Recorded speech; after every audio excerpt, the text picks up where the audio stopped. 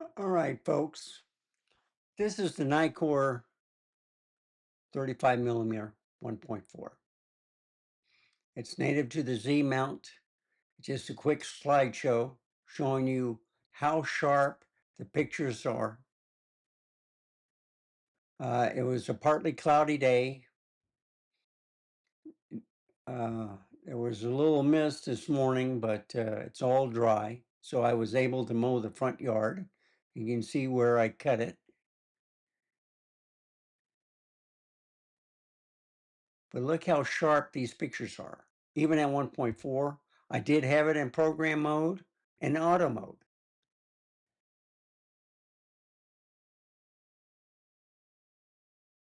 And we got about like another 45 seconds to go. So each video I'm going to show you is about 1 minute and 40 seconds long.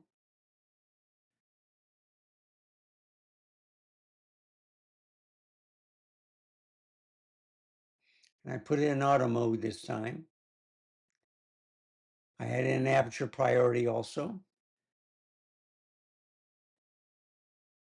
And there is a difference between auto and program mode.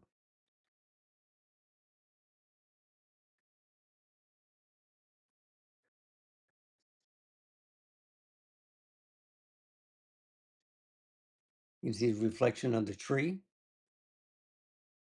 crepe myrtle at the end.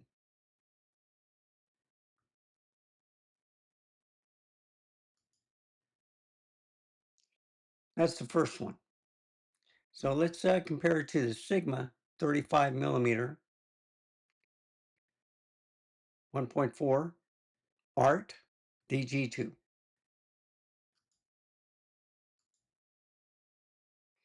And here's the Sigma 35 millimeter f1.4 G2. I had an aperture priority. It was too bright. So then I went to program mode.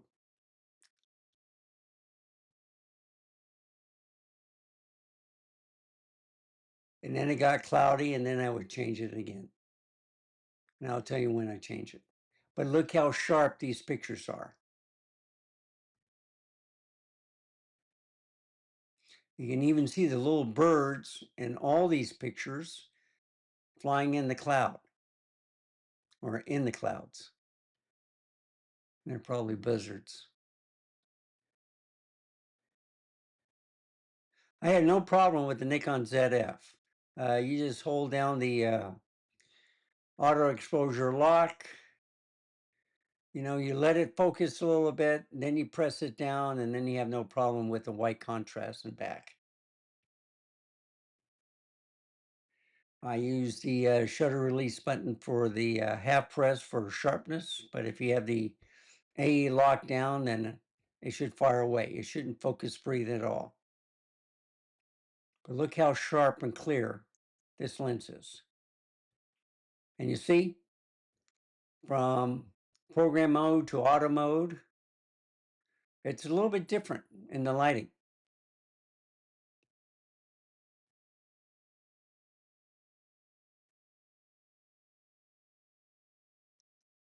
And that's it on that.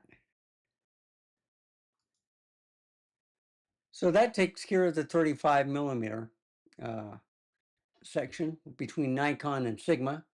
They're both great lenses, all right? Sharp, fast.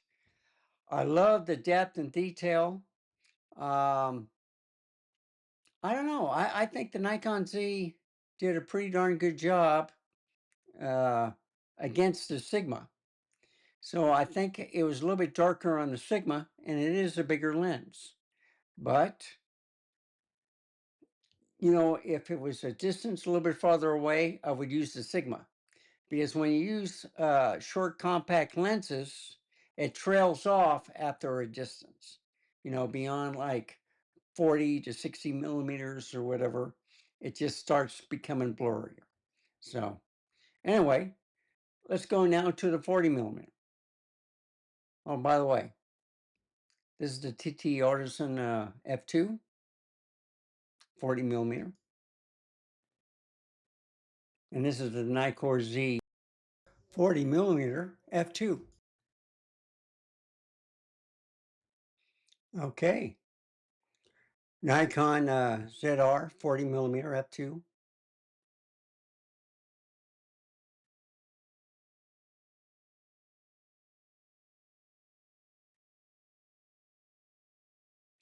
I don't know. I think the 35 millimeters 1.4 were a little bit sharper. And I did have it in program and auto mode, which had a higher aperture. Even if this is a closer view of a 35 millimeter by 5 millimeters, what do you think?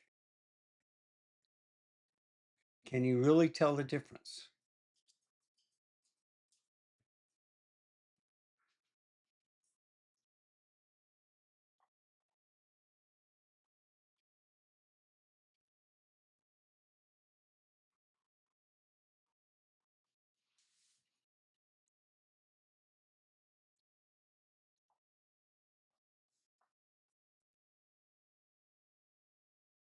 All right. Well, I thought that was it. Yep, there's my dog. I got about 20 seconds left. He's always curious what I'm doing.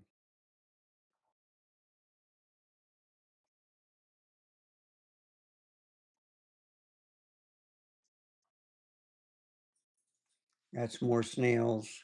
Have to go inside and trim the leaves, but I'll wait a little bit. Okay, let's go to the next one. By the way, this is the 35 millimeter Sigma Art DG2, and this is at 1.4. This is the Nikon Z 35 millimeter f1.4. Can you see the difference? This is a little bit closer. And if I do this, there we go. It kind of matches. This is both straight out of the camera. Okay. So let's go to the movie. So, final clip, TT Artisan 40 millimeter f2. Now, these lenses are about the same size, but I like the silver color of the TT Artisan, and it's sharp. I think it has a little bit more of distortion, and it's a little bit darker than the 40 millimeter Nikkor, which is a little bit brighter, but I still like the pictures. The rendering is a little bit different. I think the 40 millimeter is sharper,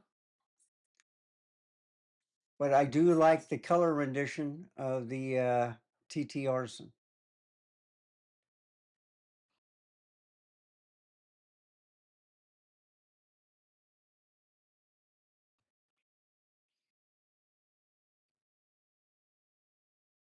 And at 40 millimeters, you get, now see the TT Artisan beats, that and the Sigma beat on the Sunstars, okay? And that's the other reason why I like it. Small lens, silver lens, it looks good on the ZF. I have the silver Viltrox APS-C 33 millimeter on there, and that gives me a crop automatically. And I think that's it. So there you have it. You have the Nikon ZF with the 35 millimeters, the in the right in front of it, the Sigma. So they're both 1.4s, and then they're both 40 millimeter f2s, the TT Artisan, the silver one of the chrome, and then of course the Nikon Z uh, 40 millimeter f2. Then you see the ETZ Pro adapter on top of the hood, that just clamps on the 40 millimeter. So what do you think? Is it well worth it? I hope this helped a little bit on showing you the difference. And this is a 28 millimeter again. And if I go over here to the 35 millimeter f1.8, all right, this is where this lens is. And I'll put the 35 millimeter f1.4 back on that side. They're all great lenses. They're all sharp. You just have to have your good camera skills on manual mode, aperture, shutter priority, program, and sometimes auto. You know, if you just can't get it right, you go back to like program or one of those settings, and then you just work it there. You figure out which are the best, and then you just stick with it. Thank you for watching. I hope this was helpful. Have a nice day. Remember to stay safe. Keep smiling. Bye, folks. Have a wonderful day.